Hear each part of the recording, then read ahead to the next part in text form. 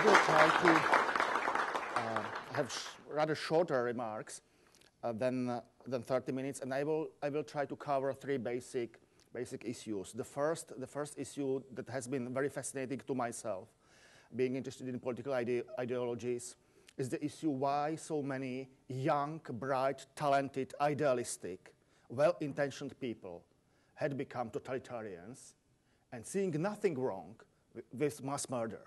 How that was possible? That will be the first issue. The second issue I will try to cover is more historic, and it will bring some insights into the Czech experience with communism. And then my concluding issue, I will try to provide a description or an explanation why communism collapsed in the late 80s of the 20th century. What were the reasons for collapse of communism, and why it did not collapse either sooner, let us say 10 years sooner, or perhaps 10 years later than it actually did. So the first issue,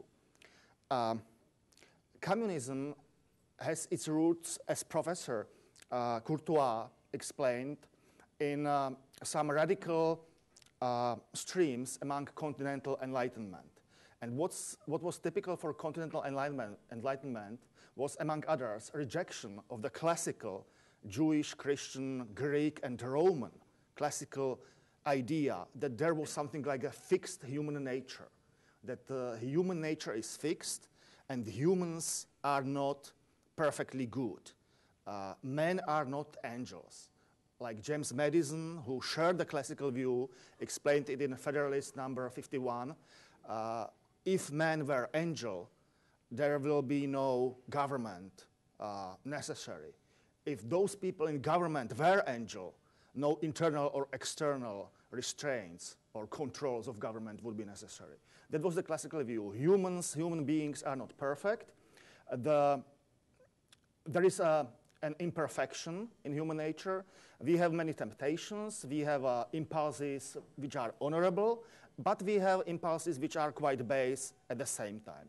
And the borderline, the front line between good and evil is not among one group of persons who are so-called children of light and other group of persons who are completely evil, who are children of darkness. No, the front line between good and bad impulses is inside every human being, every human person, which means that utopia is impossible. We cannot have a race of perfect supermen, either Aryan Superman or Stakhanovite workers Superman. Human nature is not able to be perfected, and that's why no utopia is possible.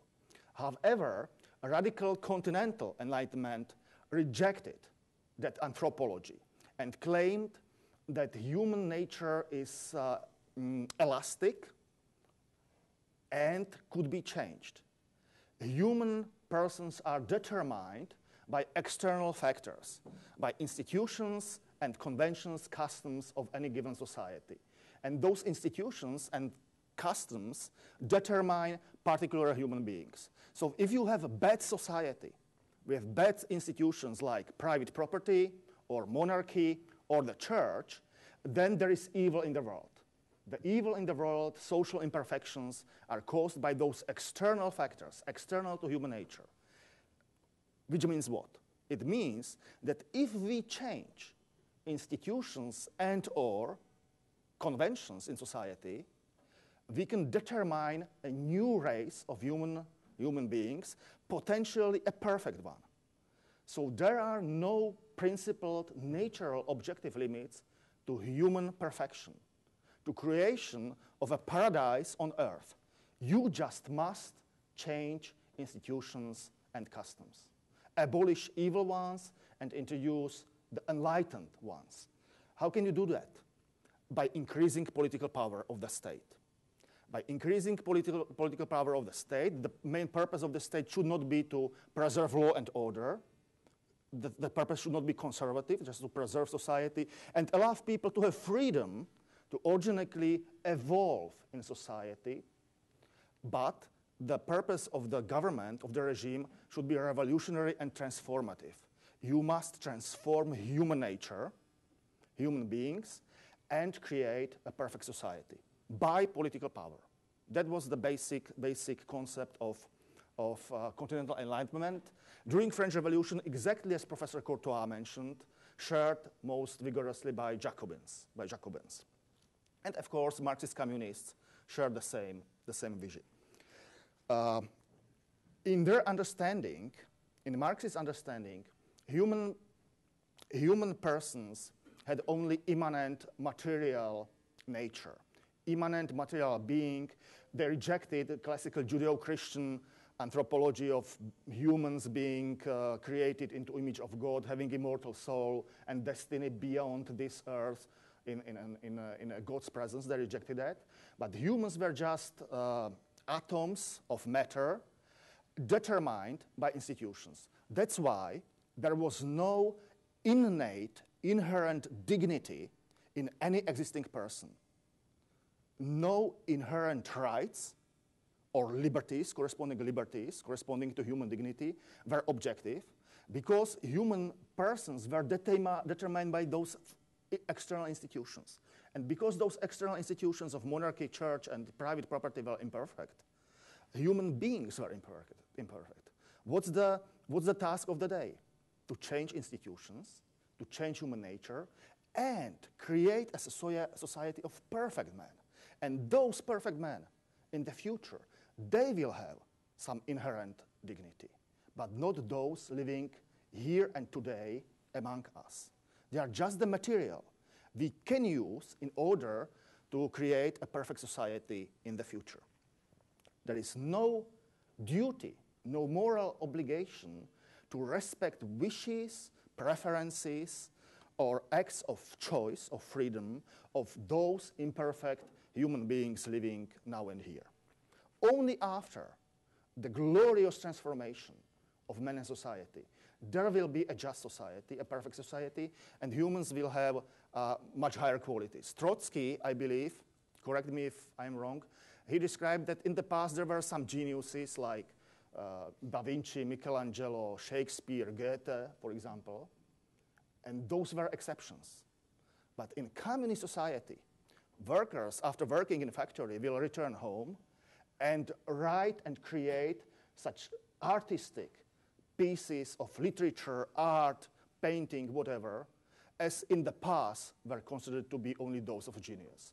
So who were genius in the past will be the common average in the future of communist society.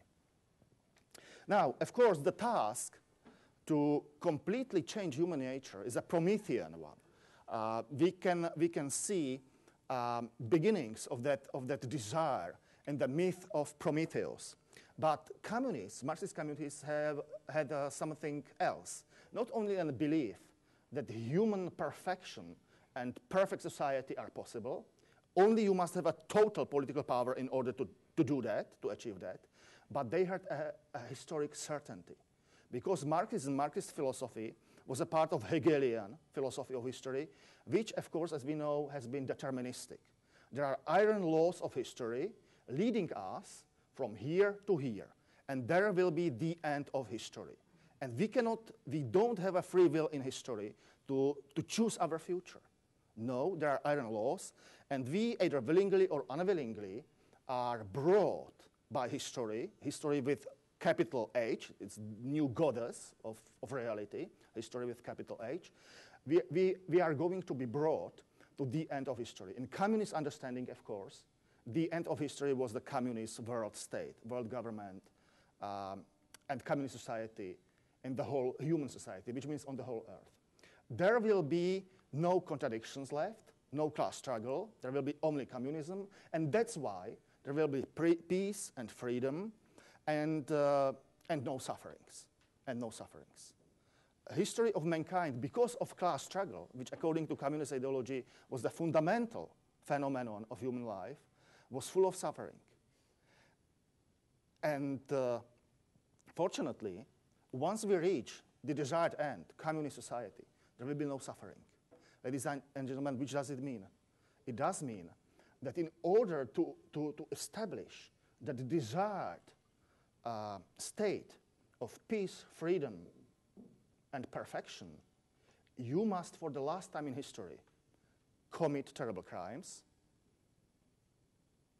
let people suffer, but that suffering will be exculpatory. It will be for the last time in history. Once it's done, then there will be no need to execute people anymore, and there will be no suffering. And that's, in my view, ladies and gentlemen, justified in the communist eyes all those horrors and terrors of Gulag, Holodomor, and extermination of innocents. Communists, as Professor Courtois mentioned, admired tremendously French Jacobins, especially Robespierre, Saint-Just. And when there was a trial with former King Louis XVI, Louis Capet, or citizen Louis Capet, some of those parliamentarians of the convention, mostly Girondins, tried to measure, to judge his crimes or his responsibility against the Republic. And young Antoine Florel de Saint-Just, in his speech, said, "We are not here to judge citizen Louis Capet and to convict him because of his potential crimes or possible crimes. That's not our task. We have now a republic." He was a king. His personal guilt or innocence is completely irrelevant. He was a king, and we have a republic. So in order to existentially confirm our republic, we must kill him, we must execute him. His personal guilt or innocence were irrelevant. So in fact, it was not a punishment. And this Saint-Justian concept of eradication or extermination, those who are not compatible with the new order, being them Jews in the Nazi concept, or bourgeois classes, or intelligentsia in communist concept, that was Saint-Justian. We should not try to judge personal guilt or innocence of that particular Jew or Gulag or capitalist or professor at the university. They are simply, by their upbringing and their ideas or their race origin in the Nazi case, they are simply incompatible with the new order, which is going to be established. And that's why there must be eradicated or exterminated. And don't worry, nothing personal. That, ladies and gentlemen, in my view, could explain the willingness of well-intentioned people to become totalitarians. Secondly, let me please briefly mention the Czech experience with communism. Czechlands were the only country in Central Eastern Europe which, in a rather free and fair elections, elected communist plurality in 1946. Not majority, communists received about 36%, but they won the elections as the strongest political party. In all other countries, Poland, Hungary, and others, Romania, Bulgaria, Yugoslavia, communists were less popular and were imposed, in fact, by Red Army or by their own communist militias. Czechs were favorable to communism in that sense, and the main reason there were two main reasons. First, in Czech collective psyche, we blamed the West, France and Britain, for the treason at Munich. That there was a Munich agreement in the autumn of 1938, and Czechs thought, justly or unjustly, I wouldn't like to touch the issue now, but they thought that we were betrayed by the West, by the democratic West, by Western democracies, France and Britain, surrendered to Nazis, and then Red Army came and liberated us. So there was a tremendous goodwill towards the Soviet Union and towards communism. And even people of non-communist left, like our former president Edvard Beneš, who was a socialist, in fact, but not a communist, he thought that the future will be a future of convergence between the West and the East. On the West, they had democracy, but not socialism. In the East, in the Soviet Union, they had socialism, but not democracy. But in the Hegelian synthesis, the future will be socialism plus democracy. And we must wait. Stalin, well, he will mellow one day, so will become more democratic. And in the West, labor and socialist parties will impose socialism, expropriation of industries, and so on. So the future will be socialism democratic. So it wouldn't be a big deal to be a willing servant to Stalin. So that was his thought. And people accepted communism more or less. However, very soonly they became disappointed. Of course, there were trials, there were purges. Many non-communists were imprisoned and executed. Then some communists were imprisoned and executed. And in the mid-60s of the 20th century, it was obvious that workers in so-called workers' paradise, in communist socialist countries, were not better off than workers in countries, capitalist countries, which allegedly exploited workers. So average life standard of workers in West Germany or Austria in the mid-60s were obviously higher than living standards of workers in communist Czechoslovakia. And the final straw, of course, when after the attempt to have something like a democratic socialism or reformed communism in '68, Soviet tanks came, crashed the Prague Spring in August 1968, and that was it. That was the end in the public acceptance of communism. After '68, of course, there were many communists, members of the Communist Party, but few of them, really few of them, had been believing Marxist-Leninists. Few of them. In the late 40s, in the early 50s, there were believing communists, some of them among intelligent people. After '68, no. All those party members, with perhaps exception of 2 or 3 high ideologues, were just opportunists who entered the party in order to have careers, to have better careers, to be allowed to visit Yugoslavia at least every 5 years, and so on, because it was not possible without a special permission to visit West Germany, almost impossible. So Yugoslavia was tolerated. So that was the reason to be members of the Communist Party. However, there was one tragic misconception in the Czech narrative in the 40s, that the Western democracies betrayed us, surrendered to Nazi Germany, and then Red Army liberated us. And of course, the mistake or the overlooked fact was that after August 23rd, 1939, till June 22nd, 1941, Soviet communists were allies of Nazi Germany. After Pact Molotov-Ribbentrop, Stalin was an ally to Hitler, and he was so perceived, justly so, by France, Britain, the West, Poland, Baltic states, because before it was too late. One Latvian director directed a documentary movie. It's called The Soviet Story. It's a documentary movie about crimes of communism. And some 5 or so years ago, Baltic members of the European Parliament invited all other MEPs, members of the European Parliament, for a screening, first screening of the documentary movie in the Parliament of the European Union, in the European Parliament. And many Western European MEPs, members of the European Parliament, refused. And those Balts were amazed. Why? Why do you refuse to see, well, a documentary movie about crimes of communism? And former Prime Minister of Luxembourg, Jean-Claude Juncker, said, well, we cannot accept that. We cannot accept moral equality between Nazism and communism because without those sacrifices by Red Army, we, Luxembourg, will be still conquered by Nazi Germany.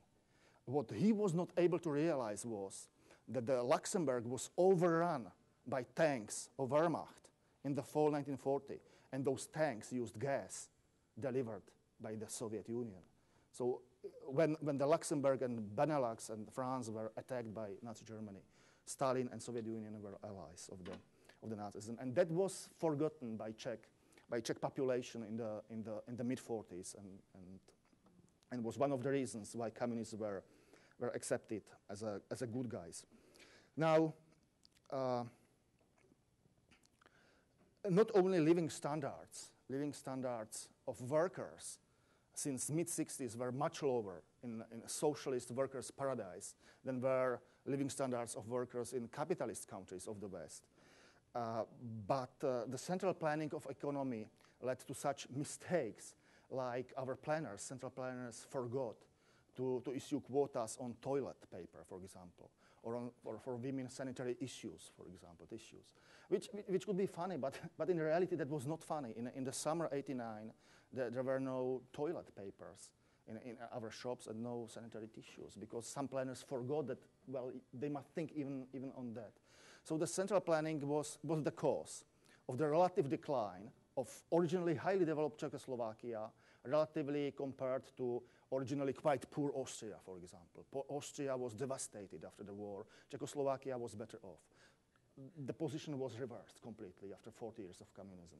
Secondly, the common property or nationalized property led to irresponsibility, to waste, to extreme waste. There was a saying in Czech Republic, if you don't steal, you steal from your family.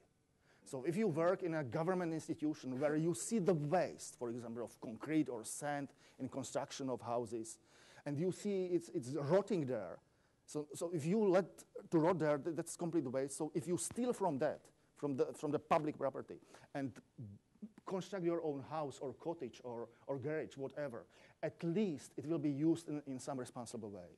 So it's completely perverse moral maxim. If you don't steal, you steal from your family. But that was the so-called real socialism, the realist phase of socialism in the 70s and 80s in Czechoslovakia. Now, another insight into the life. When there were some dissidents and government wished to punish them, the government who claimed to be government of workers made those dissidents workers. They thought that's a punishment. That is strange. That's a contradiction. If to be a worker is to belong to the enlightened class of the people, and if the point of the regime of government is to create a workers' paradise, everything for workers, so how it could be a punishment for example, the founder of my institute, who was educated as a nuclear physicist, but he was a dissident then. So he was not allowed to conduct his scientific research as a nuclear physicist. He was made a cleaner in the subway, in the metro, and then heater in some central heating facility. And they made him a worker in order to punish him. Of course, he was quite happy with that because he had a lot of time to read Hayek and Voegelin and some other authors, and to continue ideological subversion against communism. And now, finally, and I will conclude with the thought, why there was the collapse of communism in Central Eastern Europe at the end of the 80s of the 20th century. Why it did not happen in the 70s, for example, or not in the 90s, some 10 years later. I would claim that there were several factors. Of course, socialist communist economy was not efficient enough.